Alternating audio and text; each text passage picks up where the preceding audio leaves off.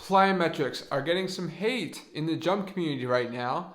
People are saying they got 40-inch verticals without ever doing plyometrics, just by dunking.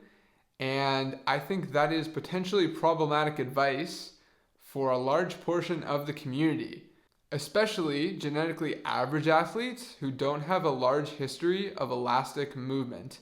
We also know spamming approach jumping more often than not results in knee pain.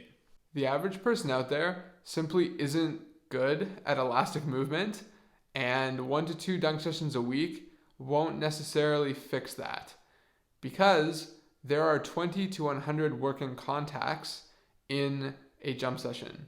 That is not a lot. In a basketball game, there are 1,000 plus elastic contacts, which is key for elastic development. But of course, just playing basketball isn't going to make everyone an elite athlete, and that's because people are not gifted enough to make the sport stimulus intense enough to cause the adaptations they want, and there's no way to overload and progress the stimulus. Yes, if you send your athlete out to do 1 to 2 jump sessions a week for years on end, they might end up with a 40-inch vertical, just like how that happens for people that play basketball and end up with a 40-inch vertical.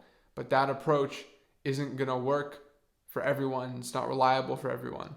Let's not forget that with plyometrics, you can easily manipulate volume and intensity in relevant positions, and they are very easy to progress and regress.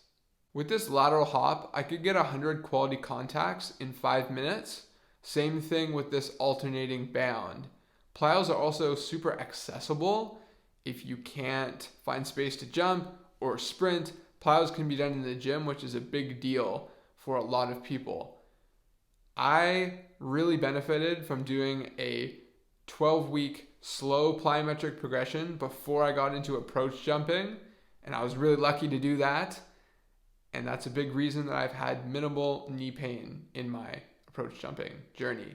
A big qualifying question in this discussion is whether the person you're working with is actually good at sports and elastic movement. Do they play on higher level teams? If you look at them with an eye test, did they cut hard? Did they jump well? Do they really look like an elite athlete? If they do, maybe you just throw them to have the dunk sessions and they start jumping high.